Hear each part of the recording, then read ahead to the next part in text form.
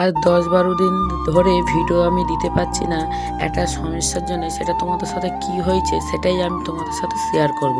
তাই রাধে রাধে বন্ধুরা, আজকে ভাই কেমন আছো? আশা করি খুব ভালো আছো। আমি না খুব ভালো আছি। তো আগের ভিডিওতে আমি তোমাদের বলেছিলাম আমার ঠাম্মার খুব শরীর খারাপ, আমি দেখতে যাব।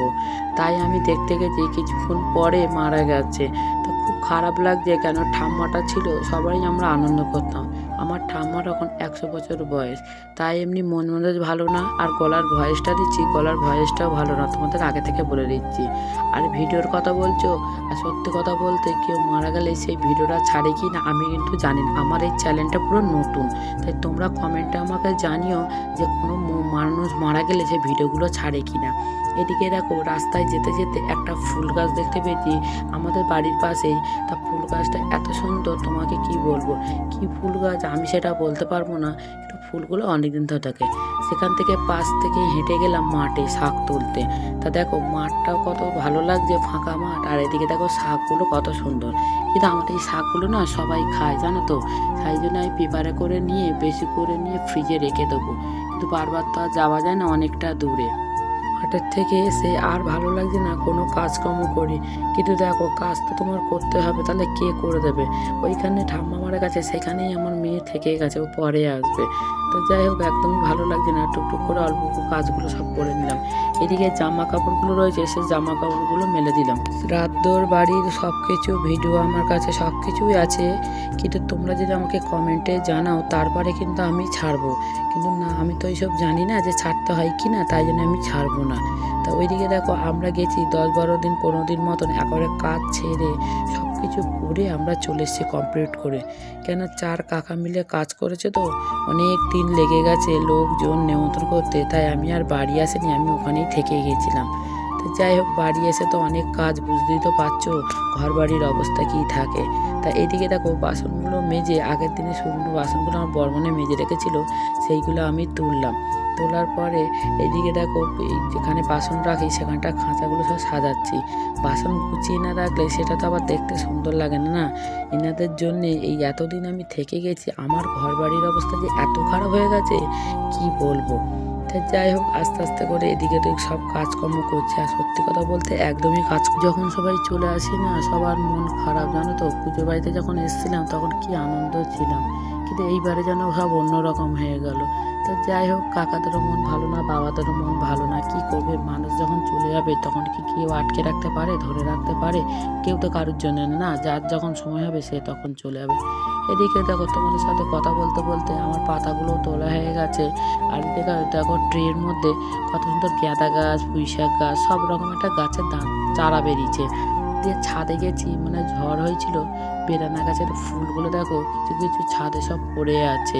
তা যাই হোক, বেদানা গাছটা দেখো অনেকটাই বড় হয়ে গেছে, ফলও দাঁড়িয়েছে, ফুলও ধরেছে। এই বছর যেন অতিরিক্ত বেশি হয়েছে। আর যে শাক মাঠের থেকে তুলে নিয়েছিলাম সেই শাকগুলো আমি বেচেছি। আর এদিকে দেখো ঘরের পেছনে ডুমুর ছিল, সেই ডুমুরটা আমি পেরেছি। কেন আমি চলে এসেছি তো বাজার করার এখন। এই শাকটা কী দিয়ে রান্না করব সেটা তোমাদের সাথে দেখাচ্ছি। দেখো এদিকে আলু কেটেছি, বেগুন, একটু কুমড়ো আর একটু সামান্য বড়ি, সব রকম দিয়ে রান্না, যেন পালং শাক রান্না করে সেরকম করেই রান্না করলে খুব সুন্দর লাগে খেতে। কিন্তু হ্যাঁ, ওই শাকটার মধ্যে না ওটা একরকম শাক দিলে হয় না, ওটা না আর কিছু অন্যরকম শাক দিলে আরও ভালো লাগে। তা আমি পাইনি জানো তো, যা পেরেছি তাই তাড়াতাড়ি করে রান্না করছি। এদিকে তেলটা দিয়ে দেখো বড়িটা আমি ভেজে নিয়েছি লাল লাল করে। ভাজার পরে কুমড়ো, বেগুন, আলু একসাথে ভাজবো। একটু লাল লাল করে যখন ভাজা যাবে তখন আমি শাকটা তুলে দেবো। আর একটা কথা বলতে, ফ্রিজটা খুলে দেখলাম একটা বেগুন আছে, একটু কুমড়ো আছে, তা আমরা যা আছে তাই দিয়েই রান্না করি। রান্নাটা তো হবে যা হোক করে। এগুলো দেখো ভেজে নিয়ে তারপর দেবো শাকটা তুলে। শাকটা দেওয়ার পরে নুন দিয়ে চাপা দিয়ে রেখে দেবো। আর এদিকে দেখো ডুমুর এমনি অলরেডি সেদ্ধ হয়ে গেছে, তার জন্য ডুমুরে ছোটো ছোটো করে আমি আলু কেটে নিয়েছি, বুঝেছি।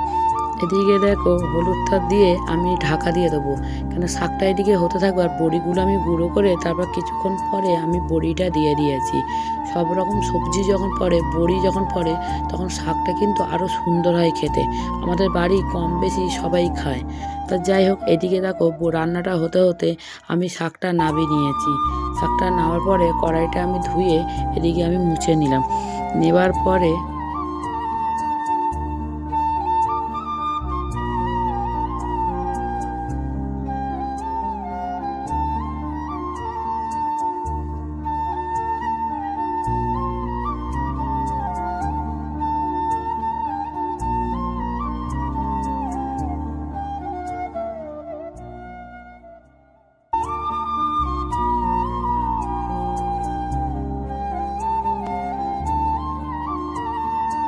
তারপরে ডুমুরটা দিয়ে একটু নাড়বো নুন হলুদ দিয়ে, তারপর একটু জিরের গুঁড়ো দেবো, আর নামানোর আগে সামান্য একটু গরম মশলা দেবো। কেন বেশি মশলা খাবো না, কেন এত রিচ খাবার খাওয়া হয়ে গেছে, আমাদের আর কিছুই ভালো লাগছে না। দেখো সামান্য একটু গুঁড়ো লঙ্কা দিলাম, একটু জিরে দিলাম, দিয়ে কষে রান্না করলে ভালোই লাগে। একটু আদা রসুন দিলে ভালো লাগে, কিন্তু আমি দেবো না, কারণ প্রচণ্ড এদিকে আলুটা দিয়ে একটুখানি জল দিয়ে আমি কষে নিচ্ছি। এবার ওই ঝোলটা যখন মরে যাবে তখন জলটা দেবো, দেবার পরে আমি দেখো ডুমুরগুলো সব ভেঙে নিচ্ছি, দিয়ে মাছ দেওয়া হয়ে গেছে।